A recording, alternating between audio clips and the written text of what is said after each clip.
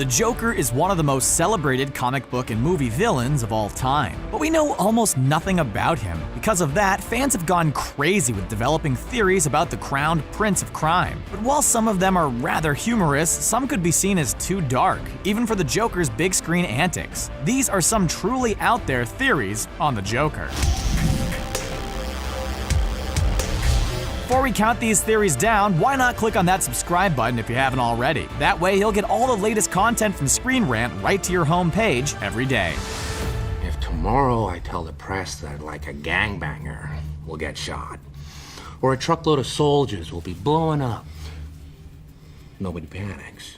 He was a soldier. The question of who the Joker was before he donned the makeup has been a question many fans have asked over the years. Some comic book entries have tried answering this question, and an upcoming Martin Scorsese solo film will try to give us a believable origin story to a character whose past is largely a mystery. One thing that fans noted about the Joker, especially Heath Ledger's impersonation of him in The Dark Knight, was that the Joker is actually a former soldier with a serious case of PTSD. Considering all the other possibilities for Joker's madness, bringing it back to PTSD is pretty straightforward and believable. The one thing that helped give credence to this theory was the scene in The Dark Knight where the Joker attempts to assassinate the mayor of Gotham City. He's able to perform the duties of the officers without any mistakes, suggesting he's done it before. So what could have happened that caused the Joker to become so unhinged? He must have really seen some terrible things wherever he was stationed, and it ultimately broke him. Because you're just too much fun. I think you and I are destined to do this forever. Immortal Joe. Let's face it, in most superhero stories, the hero has to take on a powerful villain who is ultimately vanquished by the end of that arc. Of course, there are multiple timelines and canon events in the comic books, so the villain naturally comes back. In the case of the Joker, not only does he escape Arkham Asylum, all the time, but he's escaped death quite a few times as well. One can chop this up to good luck and proper planning, but there may be another reason for Joker's long life. That reason is that the clown prince of crime himself is actually an immortal. In the Endgame arc, the writers heavily suggested that the Joker is in fact immortal, thanks to coming into contact with a meteorite. So what's so dark about all this? Well, a Joker who can't die can ultimately be doing some pretty heinous things. If the Joker ever finds out he's immortal, he can do whatever he wants, worry-free. Oh, I'm not gonna kill you. I'm just gonna hurt you. Really, really bad.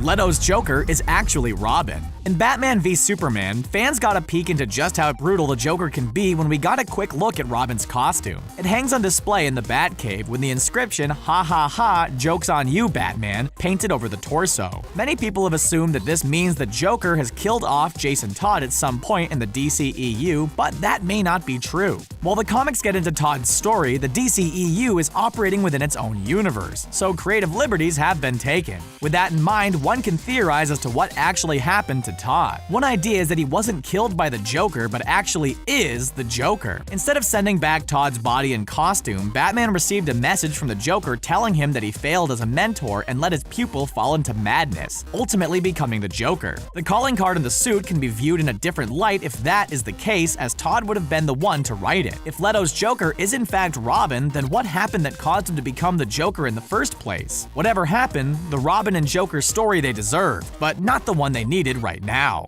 She can't stand the sight of me. She leaves. Now I see the funny side. Now I'm always smiling. Super-sanity origins. When it comes to the Joker, most of the theories out there concern his mysterious origins and background. Since they are largely left out of the narrative, except for a few key arcs, fans have gone to great lengths in conjuring up some imaginative and thought-provoking theories about the Joker's early days. One such theory suggests that the Joker's own sanity is the reason he's so insane. If you weren't so crazy, I'd think you're insane. We all know that the Joker is just a guy in a clown getup and doesn't have any superpowers. But some theorists believe that there is a Joker superpower, and it's called super-sanity. This ability, which exists in the DC canon thanks to the Arkham Asylum, a serious house on a serious Earth tale, allows the host to see the world as it really is. Case in point, Joker knows he's a fictitious character in a comic or a film and thus went totally insane with all that extra information. If Joker ever breaks the fourth wall in the film and makes the realization that he's part of a script, the consequences audiences could be pretty extreme. He may decide what gets censored and what doesn't, and toy with audience expectations. All you care about is money. This town deserves a better class of criminal. And I'm gonna give it to him. The hero we need right now. The Dark Knight will be remembered as one of the best films of the early 21st century, and a large part of that goes to Heath Ledger's captivating performance as the Joker. This Joker role was both captivating and terrifying at the same time. Despite his scary demeanor and willingness to commit terrible acts of violence, audiences couldn't look away from Ledger's villainous role. But what if he wasn't the villain? I thought my jokes were bad. People tend to associate Joker as the villain and Batman as the hero, but there's an internet theory out there that suggests Joker is the unsung hero of the film. Here's the laydown. During Batman Begins, Gotham was a straight-up mess. Corrupt officials were plentiful, poverty was a horrid reality for many, and the mob ran everything. Then the Joker came around. Despite his extreme methods, Joker was actually getting things done. In the short time he was in the game, he had a hand in getting rid of organized crime in Gotham, and many of those corrupt officials ended up in jail or dead. Okay, he's a bit extreme, but Gotham began its turning point into a safe, clean city when the Joker came about. Does that make Joker the hero and Batman the villain? It definitely changes the perception of the film. Now hold on to your hat and watch those valuables. It's going to be a bumpy ride.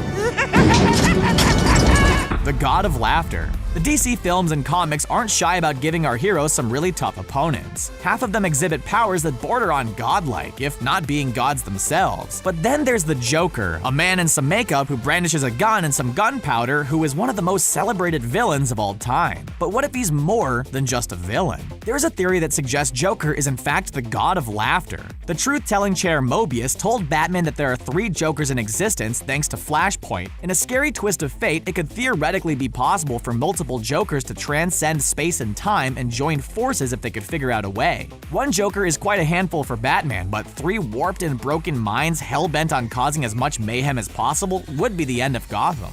5 people were affected. Untreated. The blood's gestated too long. It's altering them. They're becoming... Joker. He's able to infect people with his mind. This one's actually pretty scary if you sit down and think about the real-world consequences of what the Joker could do if he really has this power. The theory suggests that the Joker is in fact a humanoid manifestation of a virus and that he's able to infect those around him to do his bidding and live under the Joker persona. The changes come at will now. Soon I'll be strong enough to live in this body permanently. Mr. J's on the rebound, baby! It's an interesting, if a bit wacky theory that seems to make more sense the longer you think about it. With Joker's past shrouded in mystery, one has to wonder just where this guy came from. But if every iteration of the Clown Prince is merely a virus and are playing host to the Joker's personality, then the origin of the individual becomes the real question. If this applies to the films, then Joker can live on and would explain why he seems to change every few years on the big screen and on the comic book page. If this theory is solid, then witnessing a parasitical Joker virus take hold of someone may in fact be the thing of nightmares.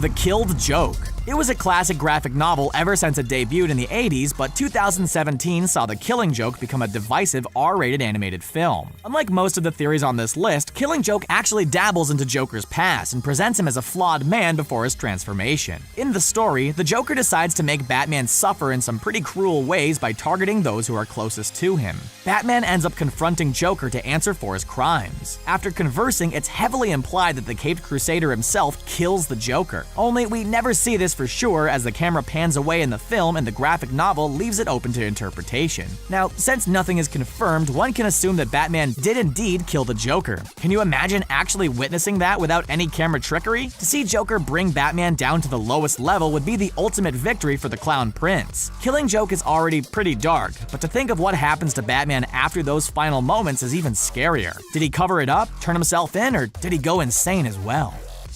Well, what are you waiting for? Kick the hell out of me and get your standing ovation. No, not this time.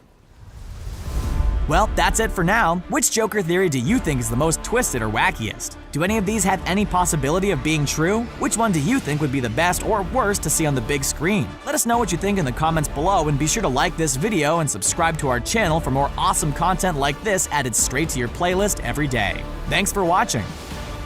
Hey guys, we wanted to give a huge shout out to our new friends Super Kids. Honestly, these kids are so much fun to watch, so please click on the link in the description to check out their videos now. They're new to YouTube, so please give them a warm welcome by subscribing to their channel.